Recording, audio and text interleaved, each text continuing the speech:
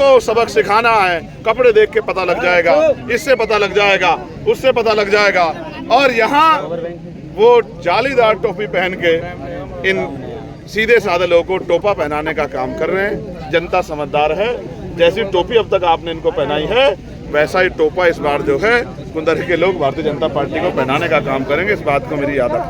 एक चैलेंज दिया आपने मुख्यमंत्री जी को, क्या कुछ चैलेंज? मैं मुख्यमंत्री से कह रहा हूँ कि भाई क्योंकि आपके लोग तानाशाही कर रहे हैं, आपके अधिकारी कर्मचारी चुनाव को डिस्टर्ब कर रहे हैं, तो मैंने उनसे कहा है कि मैं तो लड़ने के लिए आपके यहाँ आ गया था।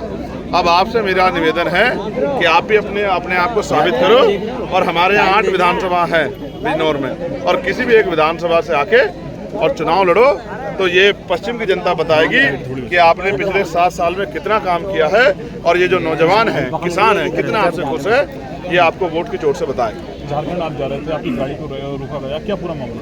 ठीक है, कभी कभी अधिकारी सरकार के इशारे पे, या जिस तरह हेलीकॉप्टर की परमिशन कैंसिल की गई और सड़क मार्ग पे समय खराब करने के लिए इस तरह का माहौल बनाया गया, ये सिर्फ सत्ता के इशारे पे, या कोई प्रत्याशी जो जिसकी वजह से हमारे प्रत्याशी के जीतने में कोई बाधा उत्पन्न हो सकती है, उस प्रत्याशी के द्वारा कुछ इन्फ्लुएंस करके सरकारी कर्मचारियों को से द्वारा इस तरह के माहौल बनाने का काम किया। हालांकि मैंने उनको थोड़ा प्यार से समझा दिया कि इस तरह का माहौल ठीक नहीं है और इस तरह का व्यवहार भी ठीक नहीं है। हालांकि बाद में आपने भी देखा कि उन्होंने अपनी गलती स्वीकार की, और उन्होंने बाद में मुझसे कहा भी कि हम मजबूर हैं क्योंकि सरकार के इशारे पे हमें सब चीज़ें करनी पड़ती हैं, और आपकी कई सीटें हम यहाँ जीत रहे हैं, तो इसलिए हम पे आदेश है कि भाई आपका टाइम खराब किया जाए।